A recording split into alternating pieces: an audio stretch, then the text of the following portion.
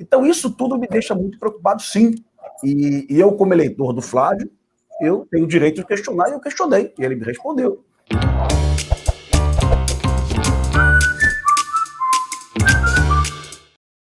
Capitão, na última eleição, o Flávio Bolsonaro, ele foi o mais votado lá naquela região do Rio das Pedras, que seria onde se concentraria a milícia do Adriano, que você citou. Você acha verdade, que Guga, isso... Verdade, Guga. Verdade, total. Mas na última eleição, o Flávio foi o mais votado em todos os bairros da capital, com exceção de Laranjeiras, tá? E eu acho vamos lá, então, vamos ser claros. O Freixo foi o mais votado na região do Complexo de Favelas da Maré. Ele não é ligado ao Comando Vermelho em função disso. Certamente não é, tá? Eu conheço bem o Freixo, ele não tem ligação com o Comando Vermelho, não. Mas o Flávio, nessa eleição para o Senado, eram 2 vagas para o Senado, ele foi o mais votado em todos os municípios do Rio de Janeiro. Foi mais votado em quase todos os bairros do Rio de Janeiro.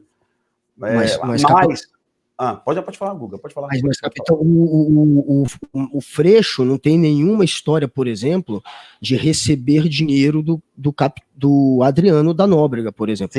O Adriano é passado R$400 mil para o Queiroz, que seria há anos, há décadas, o faz-tudo da família Bolsonaro. Então, pesa aquela suspeita que o Queiroz foi só uma ponte para esse dinheiro, quem sabe, chegar em outras mãos. E fora isso, tem todas essas histórias. Além da rachadinha, tem muito dinheiro que eles vão ter que explicar que está sendo suspeito. Guga, para mim foi uma decepção incrível, você não imagina, quando, primeira coisa que eu descobri, que eu não sabia, o Flávio era um deputado que era muito ligado à segurança pública, então ele tinha uma boa entrada em quartéis da polícia, em delegacias, ele era recebido no próprio BOPE, né? E muito bem recebido, diga-se de passagem. Eu desconheço qualquer policial, delegado, coronel, que sequer suspeitasse que a família do Adriano tinha lá um assento no gabinete do Flávio, tá? Então, assim, para mim foi uma decepção. E cheguei a perguntar para o Flávio em 2 ocasiões, Flávio, por que a família do Adriano estava no seu gabinete? Porque não faz sentido para mim, o Adriano foi expulso da Polícia Militar, excluído da polícia, depois virou pistoleiro dos maiores criminosos da cidade, ligados ao jogo do bicho, a caça-níqueis, ligados a milícias também. Então não faz sentido para mim que essa família tivesse vaga no gabinete de um deputado que pregava a ética, que pregava os bons valores, tá? E o Flávio, imediatamente, Pimentel, Queiroz, e foi o que ele me contou, aliás, o que ele está contando. E não sei que tipo de controle o Flávio tinha sobre o Queiroz, e também não sei se o Queiroz estava subordinado ao Flávio, tá? Talvez o Queiroz estivesse subordinado ao Jair Bolsonaro. Bota esse menino aí no teu gabinete, mas ele é meu, eu estou com o olho nele aqui. Colocou na conta do Queiroz, e eu acho isso péssimo para a família, eu acho isso horrível. Quando eu posso conversar com alguém, Guga, quando alguém me pergunta quem é o Adriano? Adriano é o maior pistoleiro da história do Rio de Janeiro, um assassino, foi investigado, suspeito de vários homicídios não elucidados pela divisão de homicídios, né? Trabalhou com os maiores bandidos da cidade. Mas quem é o Adriano que o presidente Bolsonaro conheceu? Era um capitão, era um tenente do BOPE, que deu aula de tiro para o Flávio no BOPE em 2003, se eu não me engano, 2002, né? Eu já tinha saído do BOPE nessa época, o Adriano foi meu aluno, mas eu já tinha saído do BOPE, tá? E nessa época o Adriano era um bom oficial. Talvez seja essa lembrança que a família tenha do Adriano, mas depois o Adriano se perdeu. O Adriano foi expulso do BOPE, depois foi expulso da polícia, tá? E depois até preso. O Adriano preso teve um acesso a um telefone. Uma vez o Adriano me ligou da cadeia para conversar comigo, para bater papo comigo. Ele tinha um respeito por mim. Depois eu vi o Adriano num restaurante da Zona Norte, cercado de seguranças. Eu tinha certeza que o Adriano tinha mudado de time, e ali eu desconectei das relações que eu tinha com o Adriano, totalmente, sabe? Mas eu lamento que a família não tenha a mesma percepção que eu tive, porque eu tive a percepção que o Adriano virou bandido. Talvez a família não tenha tido essa percepção que o Adriano tenha virado um bandido, sabe? Talvez tenha esse. Quem chegou aqui na live agora, capitão, quem chegou, Leonel? Raul Jungmann. Grande Raul Jungmann tá aqui com a gente. Ele finalmente viu, ele estava querendo assistir o jogo do Barcelona contra o Bayern, eu entendo, mas ele tem esse compromisso com a gente. Obrigado, Júlio. Não sei que você devia estar ocupado com alguma outra coisa, mas chegou só 10 minutos atrasado. Júlio, muito obrigado pelo seu tempo, é um prazer conversar contigo. Hoje o assunto é segurança pública. A gente começou falando sobre essa decisão do STJ que revogaram a prisão domiciliar do Queiroz. Queiroz vai para o xadrez junto com a mulher dele, que conseguiu a proeza de ir direto de uma fuga para a prisão domiciliar, mas agora vai para o xadrez também.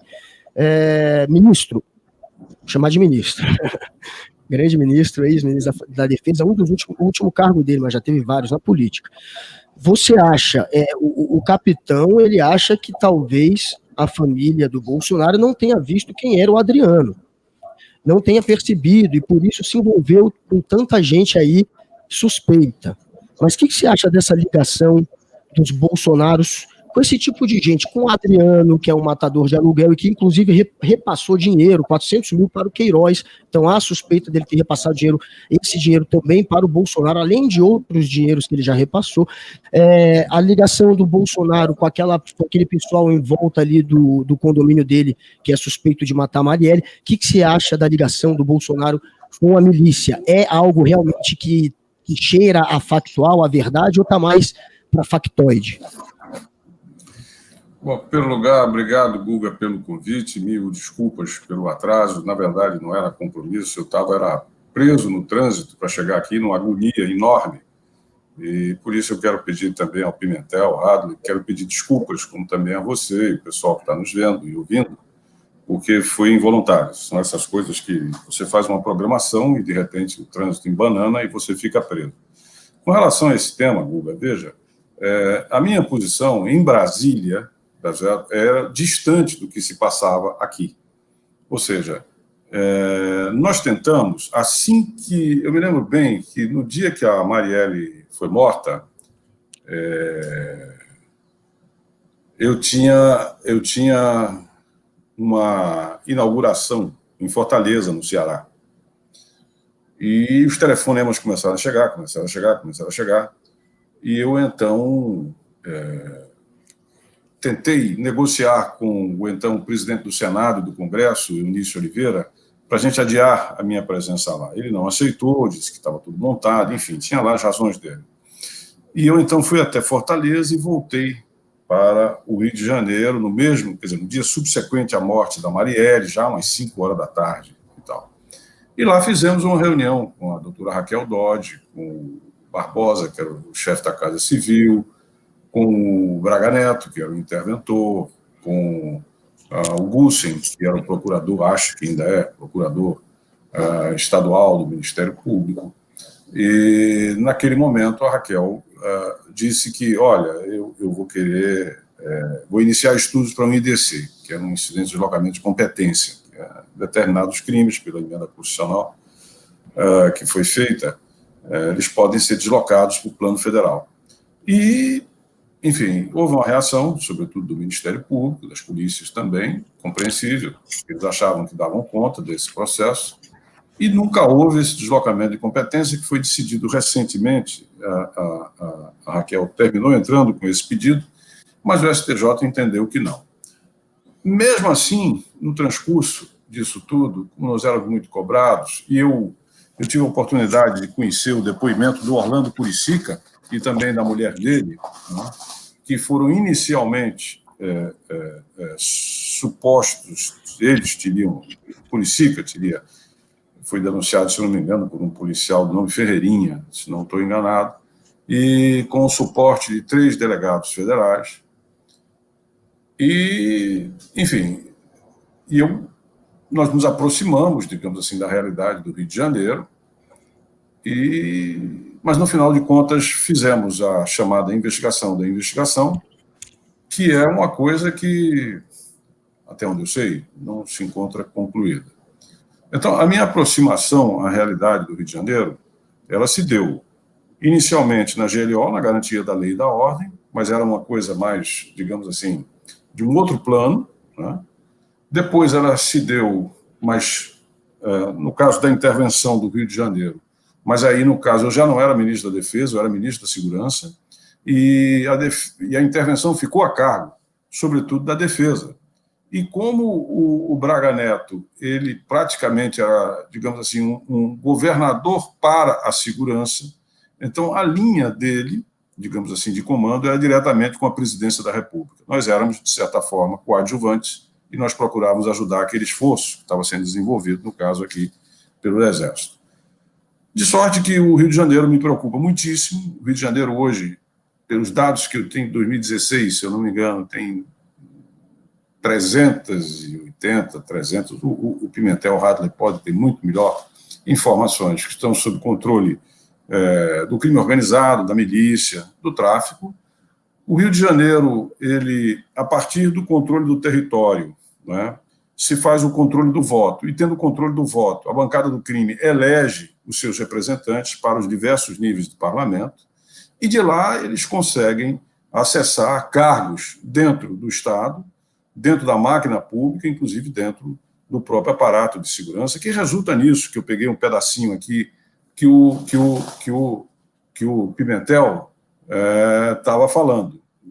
A nível macro, o que é isso? Isso é o seguinte, na medida em que a milícia do crime organizado, grosso modo, pelo que me foi dado conhecer e aprender, ele controla o território, controla o voto, elege o seu representante, então ele passa a ter uma mercadoria muito importante para o sistema político. E aqui é preciso cuidado, não é todo o sistema político, mas uma parte do sistema político. Por quê? Porque ele tem votos a dar, ele tem recursos a dar.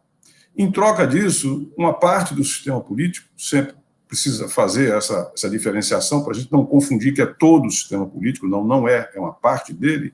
O que é que ele dá em troca? Dá proteção, blinda.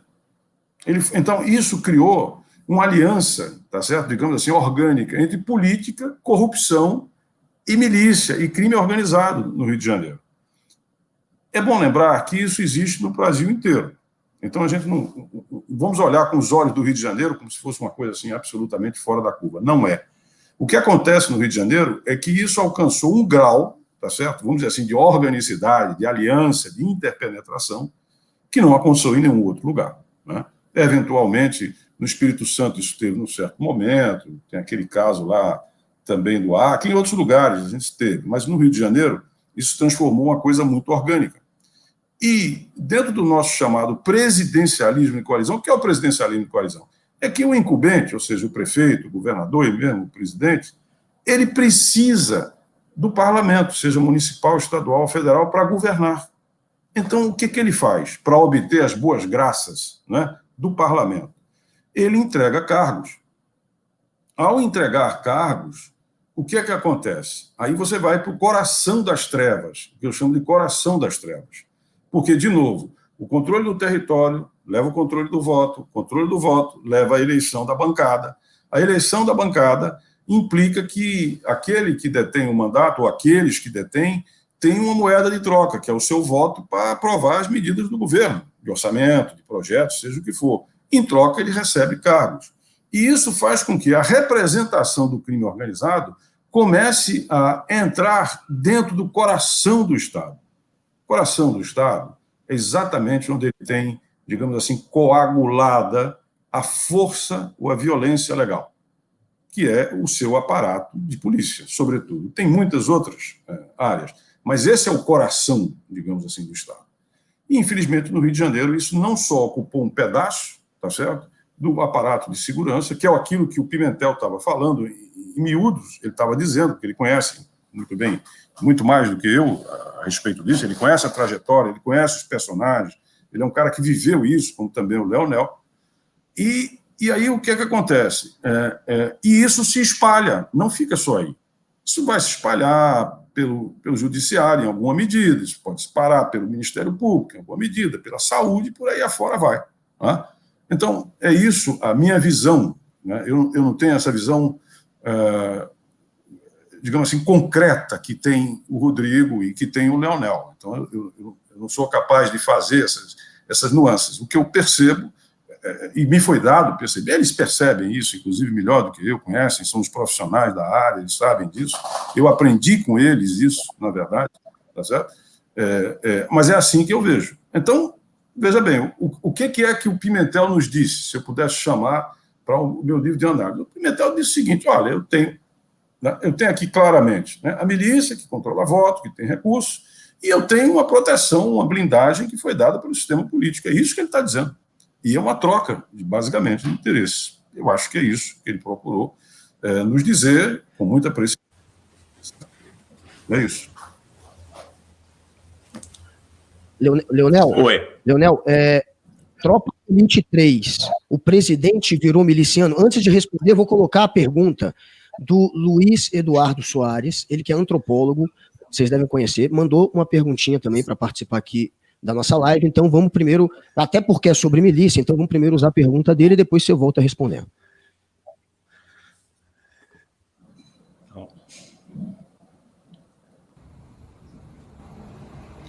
Olá, amigos, é um prazer formular uma questão por um grupo tão qualificado.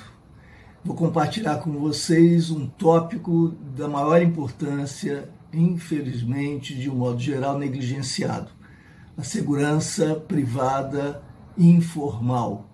E nós sabemos que essa é uma responsabilidade da Polícia Federal, que não tem gente suficiente para lidar com isso, nem interesse em meter a mão nesse vespeiro.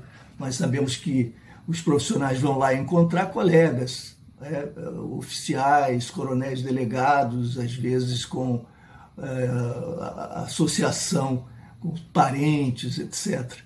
E isso acaba criando muitos transtornos e dificuldades de todo tipo. Então é compreensível que não haja interesse, tampouco há funcionários profissionais em número suficiente, dada a magnitude do problema no país todo.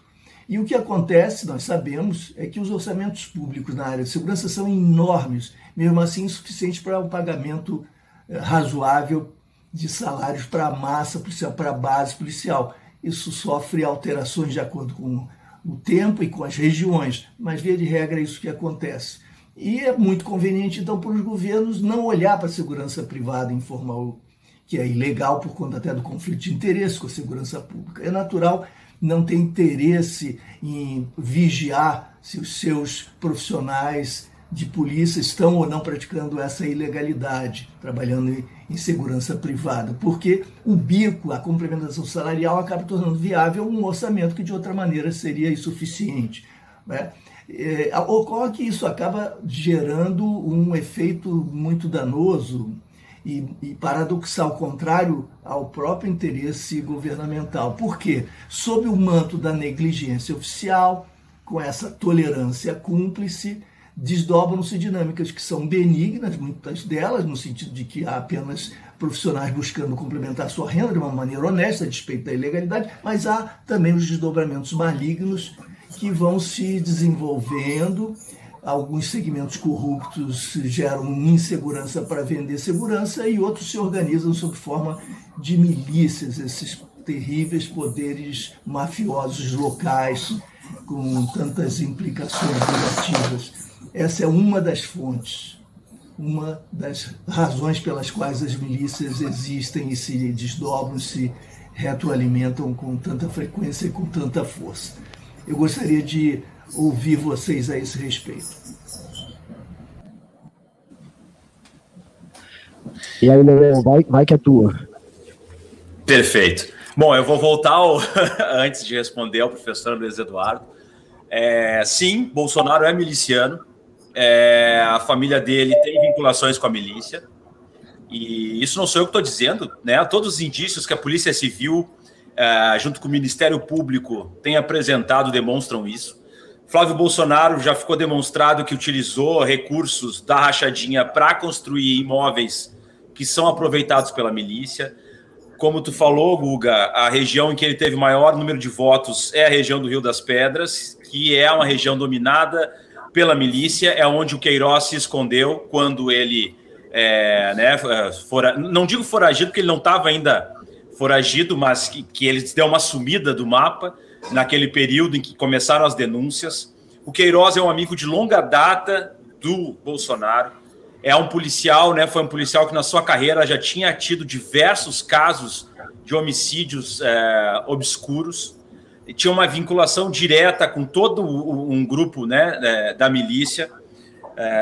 E a gente observa também várias coincidências que não são coincidências, são fatos, do Rony Lessa, de diversos outros milicianos participantes do homicídio da Marielle, que ou moravam ao lado da casa do presidente, no mesmo condomínio, ou tinham vinculações nos gabinetes dos filhos do presidente, sendo que quem colocou o Queiroz dentro do gabinete foi o próprio Bolsonaro, Jair Bolsonaro.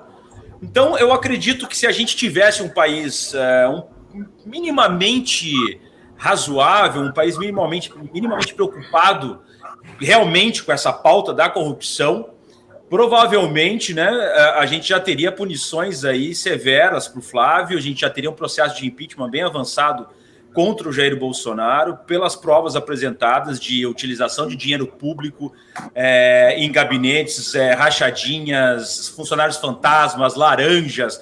Bom, agora a esposa do Bolsonaro, aí, não sei quantos milhões ela movimentou, 7 milhões foram movimentados. Então, quer dizer, toda a família está envolvida em casos de lavagem de dinheiro e vinculações com a milícia. Então, no meu aspecto, no meu ponto de vista, é o tipo de família que não tem como defender, é indefensável, né?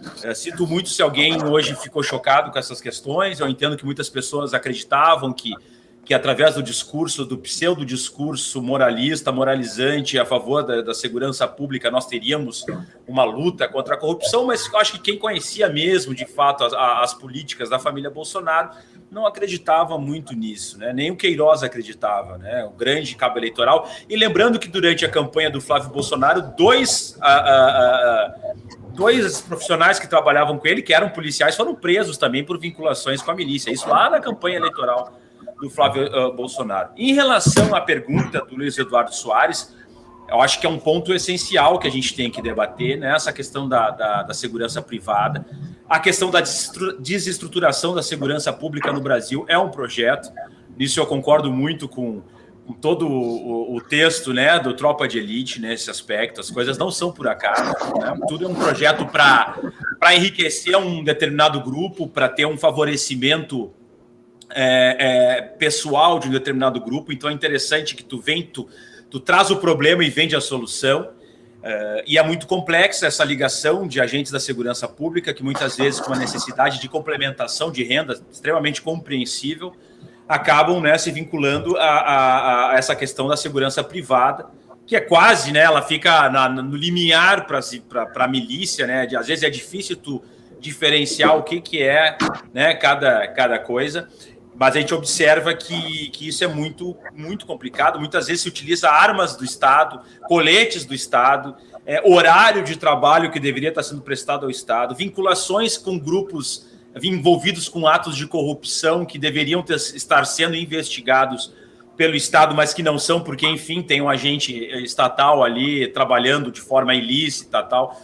E o dado mais grave ainda é que no país em que se diz, né, que a polícia mais mata no mundo, é a polícia que mais morre no mundo também, e muitas vezes um grande número de policiais que são mortos nesse contexto da segurança privada, fazendo o chamado bico. Então ela é um drama que de fato é algo que a gente tem que atentar e fazer esse debate.